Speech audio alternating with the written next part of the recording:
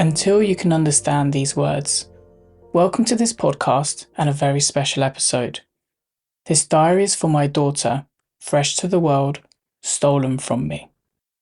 During one of the most difficult times of my life, I realised that as time went on, the feelings could be forgotten, the emotion would just be a memory, and the details of how things played out, like how I felt, the heartache, the physical pains, would all just be a memory, perhaps overwritten by more positive moments. In fact, I hope they will be overwritten by happier times when things have changed. To put it simply, I decided to create this diary, a diary for my beloved, because I want her to know how much I cared for her and how the pain her mum caused by taking her away from me affected every moment. I could say every waking moment and in my dreams, but the reality was the daytime was a nightmare, and as I exhausted myself to force myself to sleep, too often the nighttime continued the nightmare. There's a lot of uncertainty to come. This feels like running through a forest, booby-trapped, filled with mines and hazards coming at me from every direction.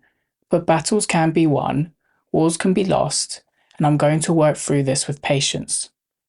It might not be a decade or even longer until the true purpose of this diary is realised.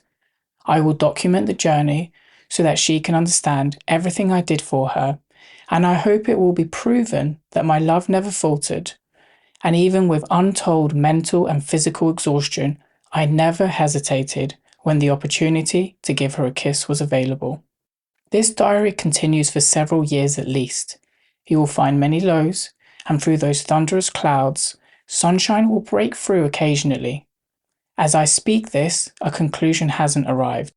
The situation continues to be tough, but there are roots of connections between me and my daughter that I'm working to nurture, and as the years go by, have at the least established a foundation of love that she recognizes. In time, I hope it becomes like a loving bubble that helps her feel like she will always have the protection that I promised to give her. I invite you as a listener to share what you think. How would you have dealt with a situation? What should I be thinking about and preparing for? This diary is raw, and I hope it provides an insight into what it's like to be a father in our society. Feel free to comment on the blog or send me a private message on social media if you prefer, and share with people who may benefit from this experience.